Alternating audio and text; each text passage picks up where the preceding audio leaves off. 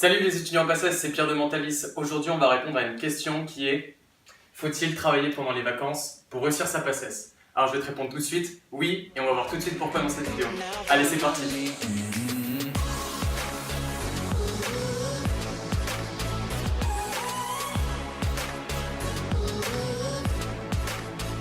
Ok, déjà, premièrement, je suis pas en train de te dire qu'il faut pas que tu profites de tes vacances.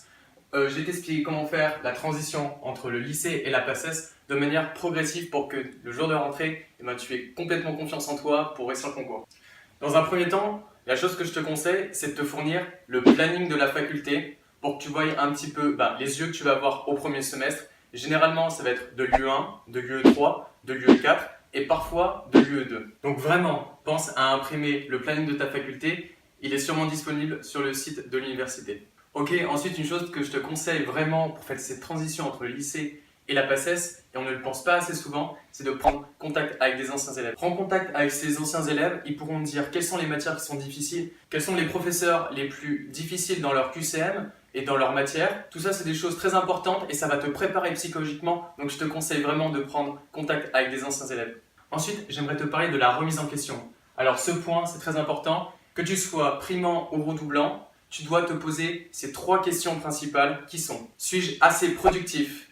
Ai-je une bonne hygiène de vie? Et enfin, ai-je une bonne méthode de mémorisation? Dans la productivité, tu dois vraiment te remettre en question sur la façon de t'organiser, de planifier tes révisions, etc., etc. Parce que même si tu es redoublant et que tu as passé une année en PACES, si tu redoubles malheureusement, c'est parce que, comme moi par exemple, tu t'es mal organisé la première année, donc remets-toi en question sur ça. En deuxième point, l'hygiène de vie. Alors ça concerne aussi beaucoup les redoublants parce que, évidemment, je suppose que quand tu étais primant, tu n'avais pas du tout d'hygiène de vie, tu t'alimentais mal, tu ne faisais pas de sport, ou très peu, et surtout tu ne faisais que très rarement des pauses. C'est ce qui m'est arrivé, par exemple, il m'est arrivé de travailler pendant 3 à 4 heures sans faire de pause et je pensais bien faire et je pensais que ma mémorisation était efficace comme ça, mais ce n'était pas le cas du tout. Et enfin, un troisième point, les méthodes de mémorisation. As-tu une bonne méthode de mémorisation? Alors attention, même si tu es au lycée actuellement et que tu as l'impression, même que tu as des bonnes notes et que tu as l'impression de bien mémoriser, je te conseille quand même de remettre en question ta façon de mémoriser. Parce qu'en PACES, ça va être le jour et la nuit, ça n'a rien à voir. Personnellement, j'avais de très bonnes notes au lycée, je suis arrivé en PACES, j'ai compris quelle heure il était. Franchement, j'ai rien compris à ma vie. C'était très difficile, il y avait beaucoup trop de choses à apprendre et puis mes méthodes du lycée n'étaient pas du tout applicables à la PACES, j'ai dû me remettre en question complètement. Donc je te conseille notamment d'aller visiter le site prépamentalis.fr, je te donne tout plein d'indications et surtout n'oublie pas de télécharger le guide de l'étudiant en PACES. Je te donne plein d'informations sur la mémorisation, l'hygiène de vie et la productivité pour justement que tu puisses t'améliorer et être un maximum efficace. Et enfin, troisième point, je te conseille de te mettre dans le bain dès maintenant.